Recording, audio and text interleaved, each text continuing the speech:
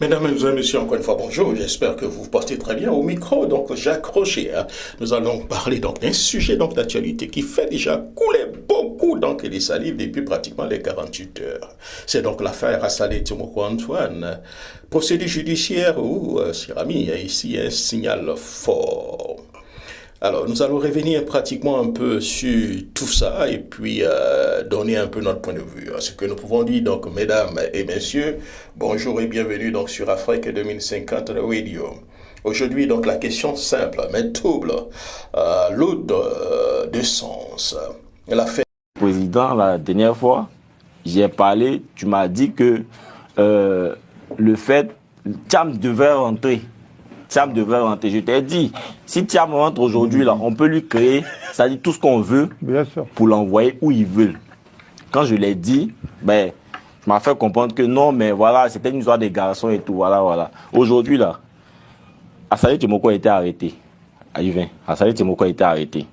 Quand il a été arrêté, c'est vrai que tu as fait ton communiqué, moi, mais je l'ai suivi sur tes réseaux, effectivement, ce que tu as dit, effectivement, tu as vraiment pointé du doigt certaines nations. Mais quand on finit de dire ça, là, est-ce qu'Assalé Timoko, il est libéré après? Non. Qui est-ce qui va mener des actions pour qu'il soit libéré? À la base, ce sont les gens de ADCI. Donc, c'est-à-dire, ce sont les militants, c'est-à-dire le premier rideau de défense. C'est très réactif. Le premier rideau de défense d'Assalé Timoko, ce sont les militants de ADCI. Au-delà des autres Ivoiriens qui vont le soutenir, ce sont les militants de ADCI. Je dis ça pourquoi? Pour faire référence au PDCI. Si ces derniers, c'est-à-dire ceux qui doivent constituer le premier rideau là, s'ils te regardent et puis disent président, on pense que si tu rentres là, le premier rideau défensif, on ne pourra pas le constituer aujourd'hui. Reste où tu es, le temps qu'on puisse régler les affaires ici avant que tu ne viennes. C'est de ça que je parlais.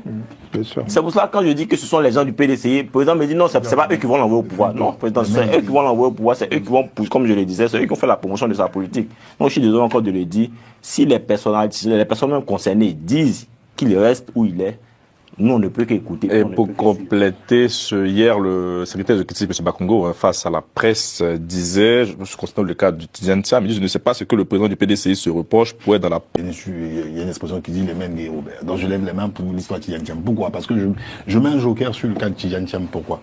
Parce que il y a une réalité, elle est politique. Il y a une réalité qui est politique et il y a aussi une réalité qui est politiquement stratégique. Quand on demande, par exemple, que M. Tidiane Thiam rentre en Côte d'Ivoire, c'est pas parce qu'en fait on veut l'emmener à l'abattoir. Parce que c'est un politicien, c'est un chef de parti politique. Mais il y a une réalité aussi. On ne peut pas demander, avec ce que nous voyons là, avec ce que nous voyons là, on ne peut pas demander. Mais on ne peut pas demander qu'il rentre. Et tu as dit quelque chose de très important. Mieux vaut tard que jamais. Tu as dit quelque chose de très important. Tu as dit, nous-mêmes, en tant que journalistes, en tant que personnes qui prenons la parole d'opinion, on commente l'actualité. Est-ce que le fait de commenter l'actualité aujourd'hui n'est pas aussi mettre même l'épée de Damoclès sur nous? Et c'est une question qui est fondamentale. Parce qu'aujourd'hui, personne ne peut dire à 100% que je suis, qu'il ne peut rien m'arriver. Il peut rien m'arriver. D'où l'autocensure. Voilà. Qu'on soit même homme politique ou pas, c'est juste déjà par rapport à notre prise de parole en ce qui concerne l'opinion. Est-ce qu'aujourd'hui, même ce qu'on fait ne peut pas être considéré sous notre optique comme un délit d'opinion? Voilà. Et moi, je tiens, excuse-moi, je tiens à le souligner parce que c'est quelque chose de très important. Aujourd'hui, cette émission à laquelle nous participons, et moi j'ai le privilège de participer, j'ai beaucoup de retours. Et j'ai pas de retours parce que nous sommes des comiques où on fait rire. C'est parce que notre façon de commenter l'actualité, d'accord, sous d'autres cieux, n'est pas pareille. Parce qu'ils voient effectivement des interventions qui sont vraies. Et chaque citoyen se reconnaît de part et d'autre en chacun de nous. Mais est-ce que ce que nous faisons aujourd'hui, qui pour notre part n'est même pas de la désinformation, on part à l'information, on confronte l'actualité, est-ce qu'aujourd'hui cela ne peut pas être pris comme un délit d'opinion? On ne sait pas. Dans un pays normal, on le sait. Parce qu'on ne va pas au-delà, d'accord, de tout ce que, on ne va pas au-delà de tout ce que la justice nous dit de faire ou de ne pas faire. Mais aujourd'hui, on ne sait pas. Tu vas dire quelque chose, et puis, tu vas profiter du bon temps d'Assili. Déstabilisation des institutions. Trouble à l'ordre public. Aujourd'hui, Assalé Timoko qui avait fait la prison sous Gbagbo, c'est dit peut-être que, sous Ado, la prison que j'ai eu à faire sous Gbagbo, ça sera pareil. Mais on l'a interrogé pendant 15 heures, il a piqué 2 crises. Vous voyez? Et puis, il a vu quelque part, je vais dire que c'est pas le même en termes de, Bon. comme on peut le dire, en termes de démocratie, c'est pas le même truc. Donc, franchement, pour moi, quand ces hommes politiques là, ils essaient d'analyser la situation, ils ont cette lucidité. C'est le président même qui l'a dit. On a parlé il s'appelle comment, de l'autre là, le député de Yopougon, il s'appelle Big Togo. Ah oui, oui. Le président a dit que si Big Togo n'a pas eu la lucidité, donc l'intelligence, pour comprendre qu'au sein de cette formation politique là, il y a des choses qu'il ne faut pas dire, il ne faut pas faire.